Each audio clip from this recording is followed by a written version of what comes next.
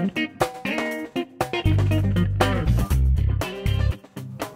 to another episode of Microservices TV. We've got Sarah here joining us today. We're going to talk about some exciting things going on in the larger microservices community and some of the open source projects that are going on there. So I'll let Sarah introduce herself and then we'll get going.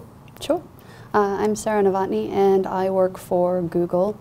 I am the program manager for the Kubernetes community, but I've had a long history with microservices. I also ran developer relations for Nginx most recently. Awesome. So right now, what would you say the relationship between microservices and some of the cloud native computing, cloud native communities that are out there are? Sure. So the Cloud Native Compute Foundation, which is the one that Google is most actively interested in right now, has as one of its core tenets that to be cloud native, you have to be container packaged, microservice architected, and dynamically scheduled. So it is an underpinning of the cloud native concept. Okay, that's excellent, because I mean those are a lot of the same concepts that we've talked about over the course of Microservices TV.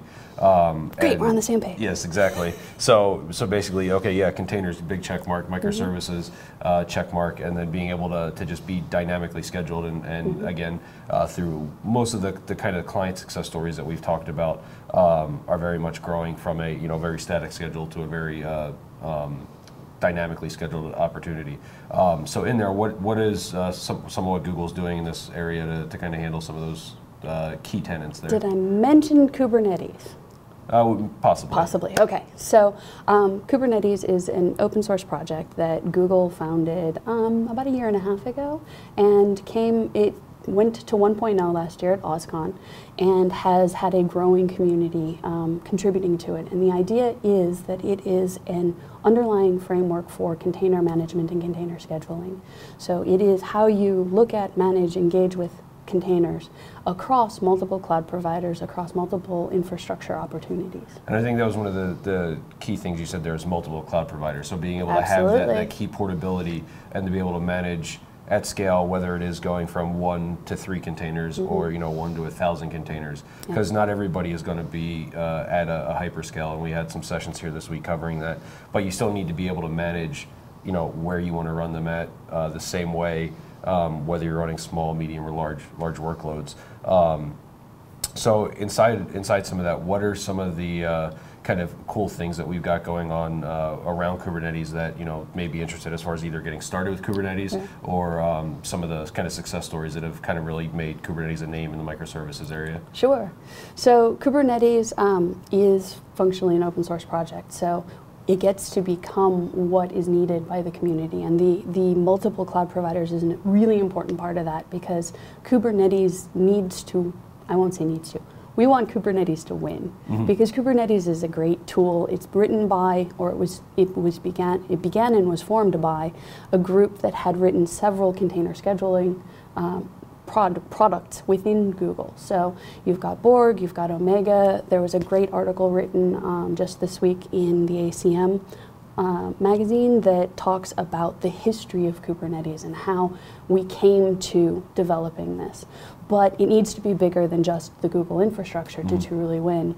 So the community is an important part of this.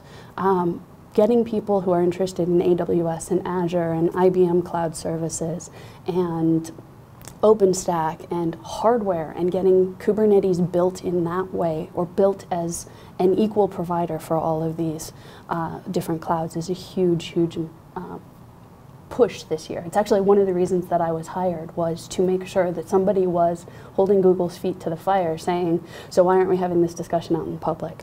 Why aren't we abstracting that so that you can do it on AWS as well? So there are lots of ways that people can get involved in the community. There's a weekly meeting that's a video conference on Thursday mornings, 10 a.m. Pacific time, and it's easy to find off of the Kubernetes wiki on GitHub. We have lots of special interest groups, specifically around some of those cloud providers. I was just talking to someone this morning about starting an IBM Cloud special interest group as well. But there is already an OpenStack special interest group and an AWS special interest group. Then there are also more cross-cutting special interest groups, like networking or different node options. So it's not just scheduling Docker containers. We want to be able to schedule all containers.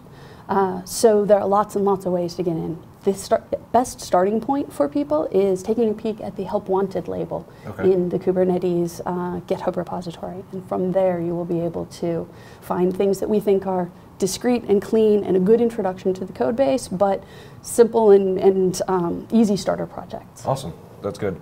So that's a real good way of figuring out, like you said, running across clouds, abstracting out a lot of those components, making it the same no matter where you want to run it. Since that's really a lot of what we're talking about in some of our use cases is, being able to break up some of these larger applications that may be developed as monoliths or maybe developed or just kind of even incepted as microservice-based applications, but being able to run them wherever you need them based on whatever reasons, for whatever reasons. Including things like multiple cloud or hybrid cloud. Yep. For either local, multiple cloud, or cross-region, things like that, where it really makes sense to where my application should be able to run where best it needs to. So similar to that, what are some of the ways that folks can get engaged in the Cloud Native Computing Foundation, as opposed to just something like Kubernetes as with the hands-on infrastructure? So the Cloud Native Computing Foundation is just getting off the ground at this point.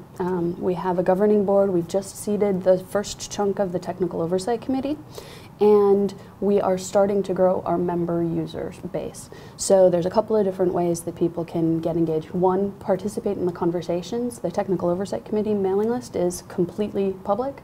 Some of the governing board documents are public, not all of the conversations, of course.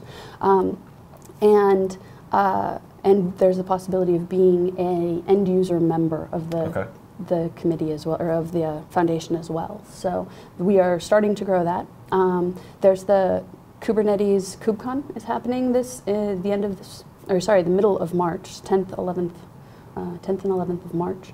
And so that's another opportunity. It's not directly Cloud Native Compute, but the KubeCon is going to become a part of Cloud Native Compute Foundation. Okay. So those are probably the best ways right now, and as we grow more ways, as we get more off the ground, then we'll be able to have more user interconnections. Awesome. Yeah, those both with Kubernetes and kind of the growth of its community, and then we're now with CNCF getting off the ground. It seems like there's definitely a lot of ways for folks to get engaged, whether they don't want to be scared by everything microservices may entail, but they're able to start working towards microservices and how they manage microservice applications to be agile, resilient, and scalable, and then be able to take advantage of that underlying infrastructure that Cloud Native provides, and have these governing boards and people with experience out there able to share their experiences and everything is really powerful. That's the first chunk of what we're trying to do with Cloud Native Compute Foundation, is really define and share what is Cloud Native, and then to decrease the confusion about this. It's not at all about choosing the winners, the projects that are going to be the way, the path, but instead saying this is what it means, and these are projects that have agreed to work with us in the way we want to, and some of them may even be competing projects.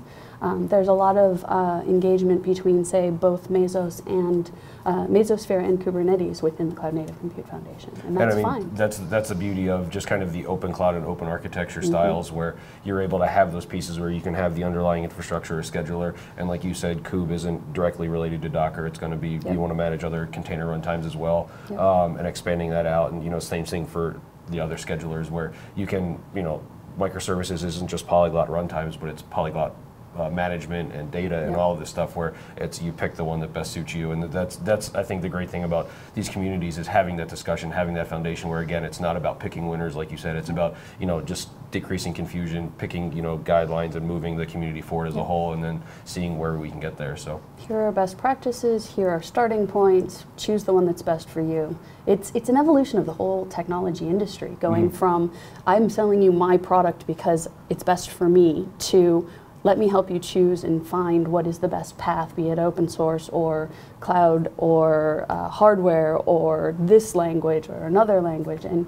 you get to a polyglot environment that gets to a space that fits the end user business needs as opposed to the vendor's choices. Yeah, it's the more composable components end up making you got to put composable in. Yeah, it ends up being a much more valuable solution in the long run, as opposed to having some components that don't really get used, but now being able to really maximize the efficiency of everything you're interacting with. So, so that's a lot of great points. Anything you wanted to touch on before we close?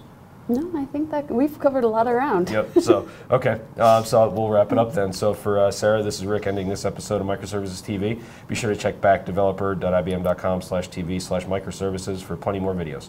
Thanks again. See ya.